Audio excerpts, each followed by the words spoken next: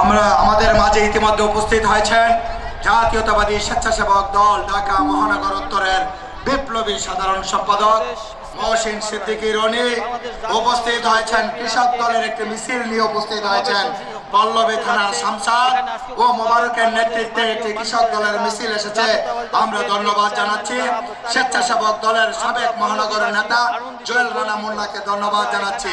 মিছিল নিয়ে আসছেন নবী হোসেন 92 নং ওয়ার্ড বিএনপির সভাপতি, নিজামুদ্দিন সাধারণ সম্পাদক, সালাউদ্দিন খান, মানিক খান, হাবিবুল্লাহ, আক্তার হোসেন সহ সবাইকে ধন্যবাদ।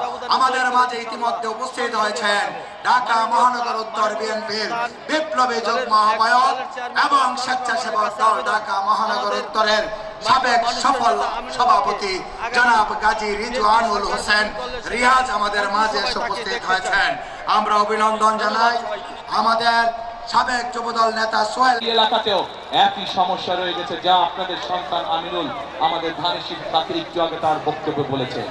আপনাদের সামনে শুধু আজ এতটুকু বলতে চাই, আমার এলাকায় আমি এই সমস্যা যেভাবে সমাধানের চেষ্টা করব, ইনশাআল্লাহ পাশে আমার ঢাকা 16, কাজেই এই এলাকায় এই সমস্যার মধ্যে যারা আছে ঠিক একইভাবে তাদের জন্য এই সমস্যার সমাধানের চেষ্টা করব ইনশাআল্লাহ।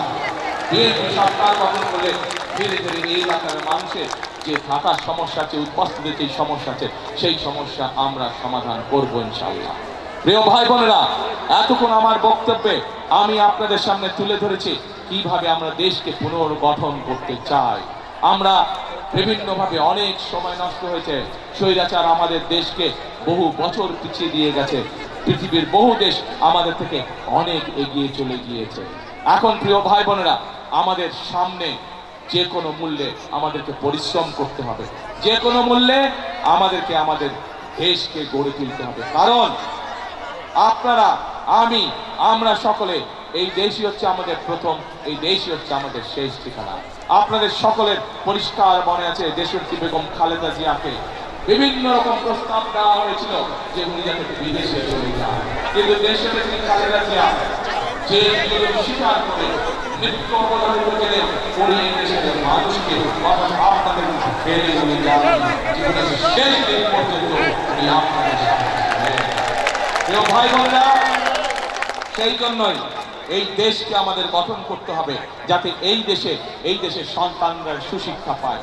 এই দেশকে গঠন করে গড়ে তুলতে হবে যাতে এই দেশের মানুষ এই দেশেই কম বেশি সহজেই চিকিৎসা পায়। এই দেশকে আমাদের গড়ে তুলতে হবে, পুনর্গঠন করতে হবে যাতে এই দেশের সন্তানেরা লেখাপড়া শেষ করার পরে এই দেশেই তাদের ব্যবসা বাণিজ্য কর্মসংস্থানের ব্যবস্থা করতে পারে। এই দেশকে আমাদের গড়ে তুলতে হবে এই দেশের মা বোনেরা যাতে এই দেশের স্বাবলম্বী হয়ে দেশ গঠনের ভূমিকা রাখতে পারে। প্রিয় ভাই বোনেরা, আজ একটি রাজনৈতিক দল হিসেবে, রাজনৈতিক দলের কর্মী হিসেবে আমি আপনাদের সামনে উপস্থিত হয়েছি আমার দলের পক্ষে ভোট চাওয়ার জন্য, এবং সেই ভোট শুধু ভোট চাওয়ার জন্য চাইছি না। আমি আজ আপনাদের সামনে আমি পরিকল্পনা উপস্থাপন করেছি আমরা দেশ এবং দেশের মানুষের জন্য কি করতে চাই। এতক্ষণ আমার বক্তব্যে আমি সেই কথাগুলো আপনাদের সামনে তুলে ধরেছি। প্রিয়